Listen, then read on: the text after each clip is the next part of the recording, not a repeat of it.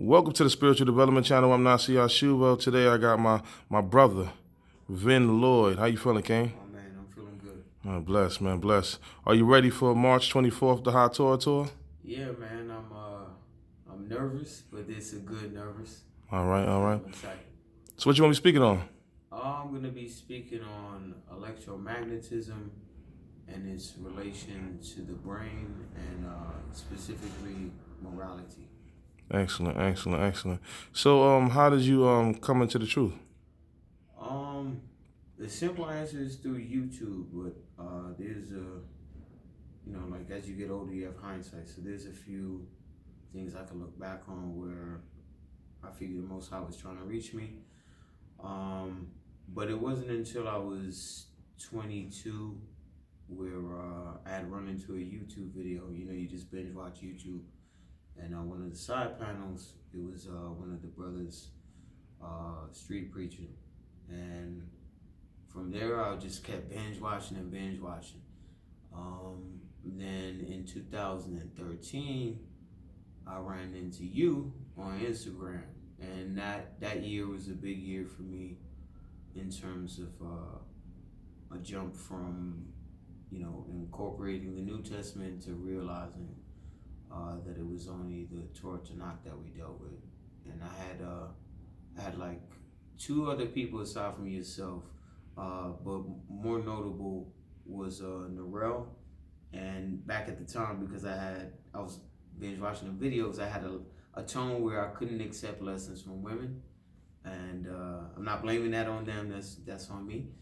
And I guess it wasn't clicking. And then the Most High must have put it on Nasi to reach out. And I just remember talking about Esau being a white man on the first phone conversation we had, and you laughing, and from you laughing, I took a step back within myself. I was like, wait, hold up.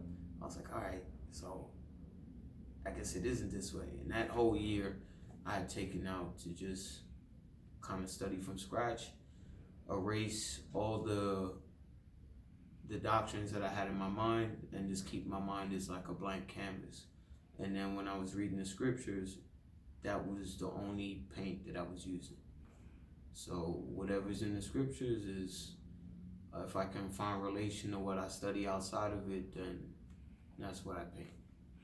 When did you find out you had a love for science? I guess I always have. I've always loved like nature as a kid. I don't know if it's like Discovery Channel, but the little paper pamphlet things they used to have for the kids, where you used to have specific animal and then all types of details about it. So I used to collect things like that. But it wasn't until I think like my sophomore year of college, when I was taking metaphysics and existentialism, where I kind of rediscovered my love for things like that, the natural world, and that kind of led me into the supernatural world too. So, because I also love mythology as a kid, Hercules and Greek tales and stuff like that. All right. So what's some of your pet peeves, bro? Pet peeves.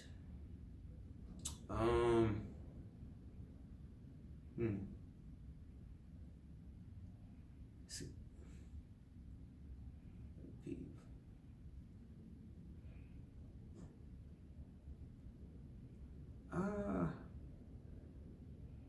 I don't know, but What's some of the things that just trigger you, man? That just trigger you? Sarcasm. Well, unwarranted sarcasm.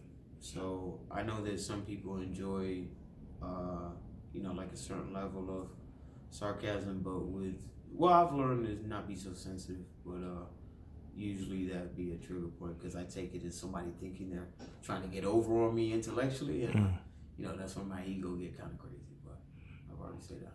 Well, most scholars of their time and most geniuses of their time usually have a contemporary rival. Do you have one?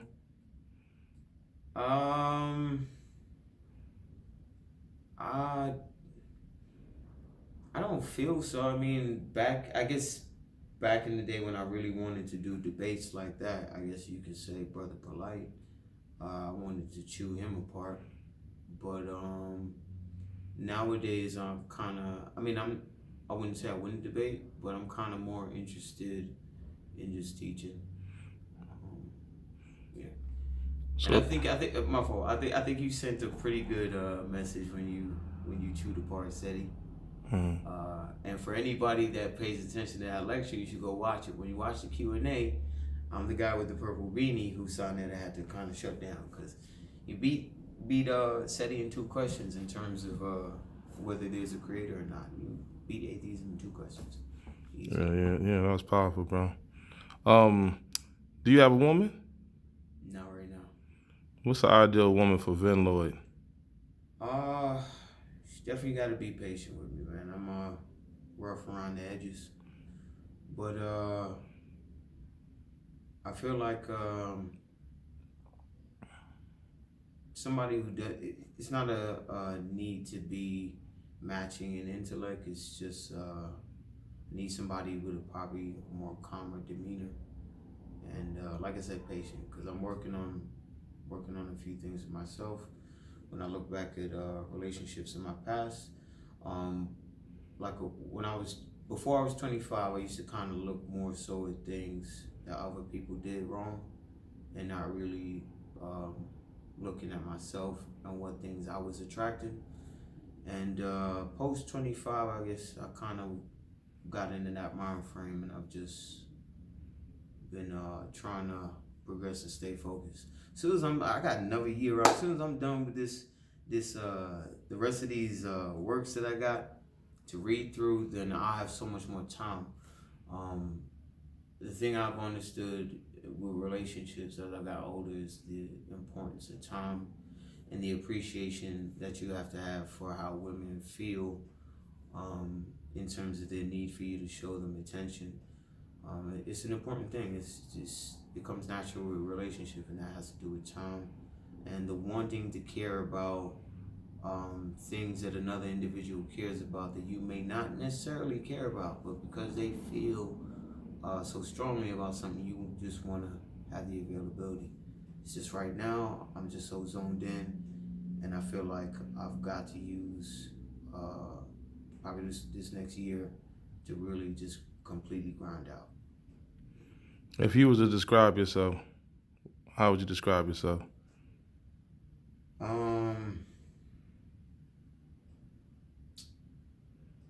I'm a definitely direct person. I'm a pretty straight shooter. I don't really like to beat around the bush too much, and I don't really like gray areas too much. And we're in a world full of them, so there's the irony.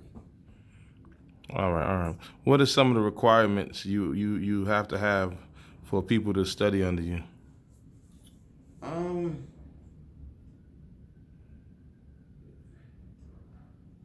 Just saying be humble is kind of generic, but talk to me the way that you would want me to talk to you. I think that's the best. The scriptures has the best way of putting it is treat others the way that you want to be treated. So, with my initial treatments of people, well, social media is a different ballgame because I'm a monster on social media, and it has to do with this. There's no personal interaction, so a lot of the time there's misconceptions with dry words or dead words that you're reading on the screen because you're inserting a tone into it that may not be there. Now, a lot of the times we're pretty accurate with, our interpretations, but there are times when I've caught a lot of people in the backfire when I've been in the midst of the chaos when I should be in the stillness when the chaos is, and that's part of the things that I gotta work on. So, What do you say to the people that you unfollowed, and explain that? sorry? Explain the thing about people that you unfollow or block. Oh, unfollow or block? Okay, so block. If I've blocked you, that means you were highly irritable and disrespectful for no reason. Now, if there's a reason, as in a personal reason, because this is the thing I noticed with social media and just with generalities, it's very easy to take generalities personal if the shoe fits. But that's the key thing. For the individual who's getting hit by the shoe, they're not thinking, well, damn, this dude just threw a shoe randomly. I didn't, he didn't plan to hit me, but I got hit. And that's the way it is. And we all tend to respond like that. So I think that people take it personal with social media, and because there's no direct contact, so you can't get a gauge of how I feel on a one-to-one basis. But in a general basis, raw energy, putting that out, it does kind of cause a lot of conflict, which brings people to match the energy, I guess, which is something I'm doing. So I gotta accept that. And the way we exchange is like, listen, I got enough of it. Sometimes it be, when you got 30,000 people or 20K people or 15K, when it start to get stupid with the numbers like that, it's kind of like it's not a one-on-one basis with people. It's kind of like customer service. You know what I mean? I'm just dealing with this person. I got to give them short-based answers as quick as possible. So they may not be satisfied because you can't. Not that you can't, but yeah, I guess you're not willing to because you're trying to cater to so many different people. It can kind of create that space of misunderstanding. So.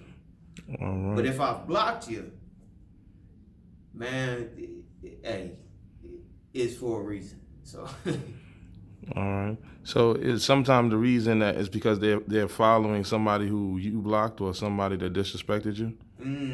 All right. So with these reasons now, in light of the events that transpired last year, for me, it's a matter of setting myself apart, or separating myself. And what I mean by that is, if somebody is giving you the best of what they've got for free, not requiring anything of you, and you can still give people life who are slandering this same individual who's doing this for you, slandering, and not only me, my deceased family, putting my parents' address up online and wickedness like that, right? That's a no-go for me. You understand? So I don't understand. For me, I don't understand how people separate social media from real life, because for me, social media is just an outlet or a tool to reach millions of people simultaneously I can't gather a million people in any one setting. We're not going to be selling out Madison Square Garden teaching. It's not going to happen like that. You understand? So this is a key tool that we can use. And I think it's a catch-22, and people like me are just learning how to manage with it, especially in terms of my emotional intelligence. In order to be at levels like this, I can't have the temperament that I have now. It's too weak. I gotta be a lot stronger in terms of my emotional intelligence if I'm gonna do this. So. All right. Anything people need to know to come into this event? Nah, man, just bring an open mind and definitely some questions.